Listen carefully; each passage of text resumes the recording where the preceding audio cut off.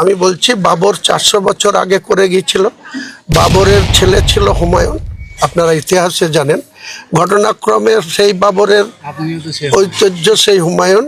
तो उनका विधायक बाबरी मस्जिद क्या वो पूरा पाकिस्तान को भी बंगाल में बसा सकता है। अब बसाया हुआ है, आमोटिया बुरुज में जाइए, वहां आज भी पाकिस्तान का झंडा फहराया जाता है। मजाल है कि कोई यूपी में और बिहार में जाकर के पाकिस्तान का झंडा फहरा दे। किसी का दारू में दांत है नहीं, लेकिन बंगाल में ये संभव है कारण कि ये सीएम के संरक्षण में हो रहा है। आज इनके विधायक बोल रहे हैं कि बाबरी मस्जिद का उद्घाटन करेंगे। ये हिंदू सनातनी और बंगाल के बंगाली के साथ ये बहुत बड़ा उनके अस्तित्व के साथ ये लड़ाई लड़ रहे हैं।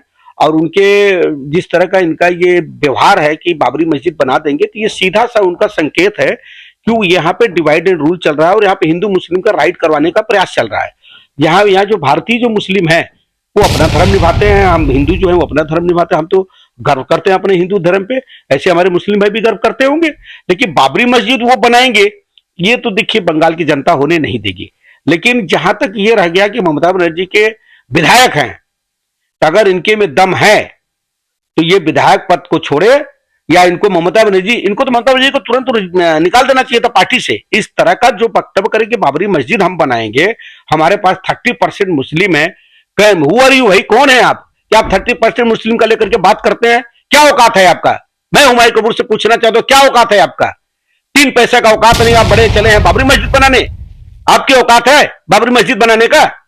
आप मजाक कर रहे हैं मुस्लिम धर्मों के साथ, मुस्लिमों के साथ आप मजाक कर रहे हैं, सबको ढकेल रहे हैं, हिंदू मुस्लिम को एक लड़ाई की तरफ आप ढकेल रहे हैं, एक दंगा की तरफ ढकेल रहे हैं। मैं हुमायूं कबीर को बोलना चाहता हूं कि आप अपने अस्तित्व को साथ साथ आप पूरे बंगाल को डुबाने का कोशिश कर रहे हैं। और इनको क्या लगता है कि ऐसे हिंदू और मुस्लिम यहाँ पे लड़ाई कर लेंगे? ये कभी नहीं सफल होंगे अपने इसमें। और हमको तो कहीं ना कहीं से ये शक है कि इनके पीछे कहीं ना कहीं पाकिस्तान या कहीं ना कहीं इनके पीछे हाथ है। अगर ये इनके पीछे से अगर कोई हाथ नहीं होता तो इस तरह का ये वक्तव्य नहीं करते। आज बहुत लोग पढ़े, एक से एक मुस्लिम महारथी पढ़े, किसी ने नहीं बोला कि बाबरी मस्जिद को वो करना है। ये क्या बोल रहे हैं, कहां से बोल रहे हैं? ये ममता बनर्जी के विधायक हैं, इनसे उम्मीद यही किया जा सकता है, कारण कि अब तक तो ममता बनर्जी को इनको दल से निकाल देना चाहिए था, लेकिन नहीं, ये निकालने वाली नहीं है। कारण इनको पता है कि इनका सबसे बड़ा वोट जो है 30% मुस्लिम है। तो ये मुस्लिम वोट के लिए अगर इनका कोई गला भी काटेगा तो बोलेंगे नहीं। लेकिन दीदी आपको समझना चाहिए कि ये बात वोट और राजनीति का नहीं है, बात अब देश पे आ रहा है, बात अब स्टेट पे आ रहा है, बात पूरे बंगाल की जनता की आ रही है कि बंगाल की जनता क्या गलती की है भाई कि आप उनको दंगा की तरफ ढकेल रही है। आज ये बाबरी मस्जिद का बात हिंदुस्तान में करेंगे। बोल रहे हैं कि मुर्शिदाबाद में 37% मुस्लिम कम्युनिटी है, बाबरी मस्जिद बनते बनते 40% हो जाएगा और इसको कोई नहीं रोक सकता, जो रोकेगा हम सामने से देख लेंगे। मतलब इस तरह से एक बार धमकी दी जा रही है। लेकिन इस मुद्दे को लेके ममता बनर्जी अभी भी चुप्पी साधी नहीं। अभी मैंने अभी क्या बोला, आज वो बोले कि मस्जिद बनते बनते 40% हो जाएंगे।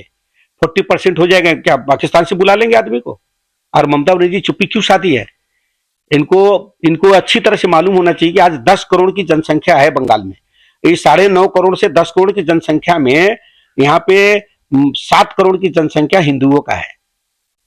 हुमायूं भाई अब अपने नशे में बात कर रहे हैं, कभी 10 मिनट ख्याल से सोचिएगा, एकदम आपका एक अस्तित्व तक नहीं रहेगा। हम लोग कभी भी दंगा का बात नहीं करते, हम लोग भारतीय जनता पार्टी से बिलोंग करते हैं, हम लोग दंगा का बात नहीं करेंगे। लेकिन दंगा लगाने का आप कोशिश करेंगे तो यहाँ का जनता आपको उसी दंगा के बीच में ले जाकर के दफन कर देगा। कारण कि हम लोग कभी भी किसी दंगा के पक्ष में नहीं है और किसी भी दंगाइयों के साथ नहीं है। लेकिन भारत पे, बंगाल पे हमारे हिंदुओं पर अटैक होगा तो हम लोग किसी को भी नहीं छोड़ेंगे, चाहे वो कोई भी हो।